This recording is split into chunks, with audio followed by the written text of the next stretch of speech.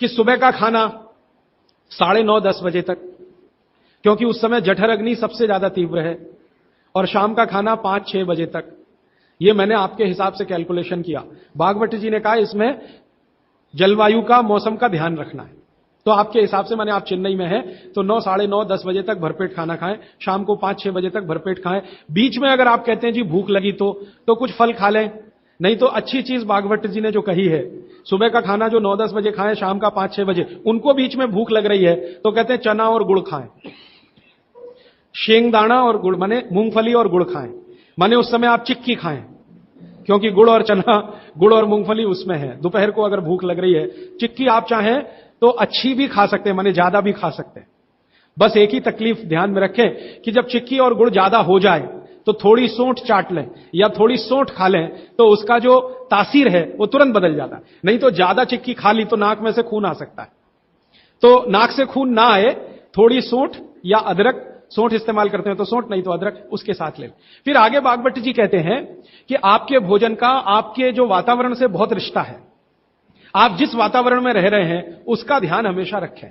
अब मान लीजिए आप मद्रास में रह रहे हैं, तो मद्रास के आसपास का जो वातावरण है ये गर्म है। गर्म वातावरण में गेहूं नहीं हो सकता, गेहूं को होने के लिए ठंड चाहिए। तो निश्चित रूप से चेन्नई के आसपास किसी खेत में गेहूं अच्छा होगा नहीं।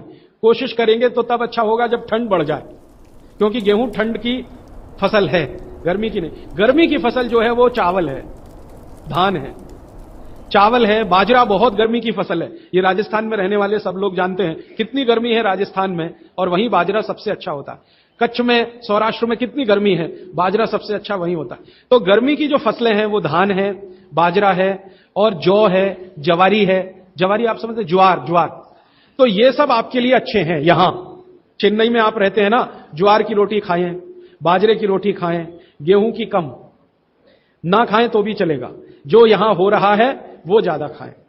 अब आप बोलेंगे गर्मी में भी बाजरे की रोटी खाएं, ना खाएं, क्योंकि बाजरा वैसे तो गर्म है, लेकिन गर्मी में भी खाना है। मान लो आपको स्वाद है, छूट नहीं रहा है, जगह छूट गई है, स्वाद नहीं छूटता, मन हमारा अभी भी राजस्थान में है या कच्छ में है या सौराष्ट्र में, कुछ मजबूरी है कि हम यहां रह रहे हैं। अगर ये मजबूरी खत्म हो जाए तो आप सब भागेंगे यहां से। मजबूरी कैसी, कच्छ में, सौराष्ट्र में इतना ही पैसा आ जाए तो आप सब चले जाएंगे, क्योंकि मन जो है ना छूटता नहीं है, स्थान से लगा रहता है, स्वाद मन के साथ जुड़ा हुआ। तो स्वाद के लिए ही अगर बाजरा खाना चाहते हैं तो बिना गुड़ के ना खाएं। यहां पर चेन्नई में गुड़ और घी के साथ बाजरे की रोटी आप खा सकते हैं, गुड़ और घी के साथ जवारी की रोटी आप खा सकते हैं। ज्यादा आप खाएं तो चावल आपके लिए, धान जो यहां होता है वो सबसे अच्छा है। तो तासीर ध्यान रखें, आबो हवा का ध्यान रखें, वातावरण का ध्यान रखें, हर बनाते समय भोजन में और खाते समय भोजन। ये कुछ सूत्र हैं जो बहुत आवश्यक हैं आपके लिए, मैं मानता हूं, जो मैंने आपको पिछले एक 45 मिनट या 30 मिनट में जो रिपीट किए, जिनको मैं बहुत आवश्यक मानता हूं। और इसमें से एक सूत्र छूट गया जो बहुत आवश्यक, सुबह सुबह उठकर पहले पानी पिएं। सुबह सुबह उठकर पहले पानी पिएं।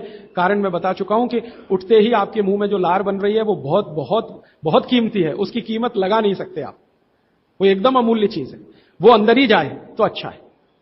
तो आप उठते ही पानी पीने का नियम बनाएं। कितना पानी पिए, मैंने बताया था 18 से कम उम्र के जो बच्चे हैं उनको लगभग 1.5 से 2 गिलास, 60 से ऊपर के जो बुजुर्ग हैं उनको भी 1.5 से 2 गिलास, और आप जिस उम्र में हैं 18 से 60 तो कम से कम 3 गिलास।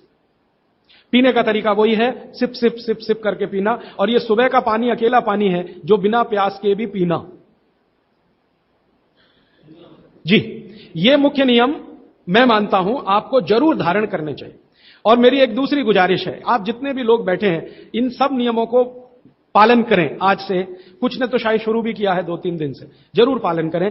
हो सकता है कि 6 महीने के बाद, 8 महीने के बाद मेरी आपकी फिर मुलाकात हो, तब आप मुझे इसकी रिपोर्ट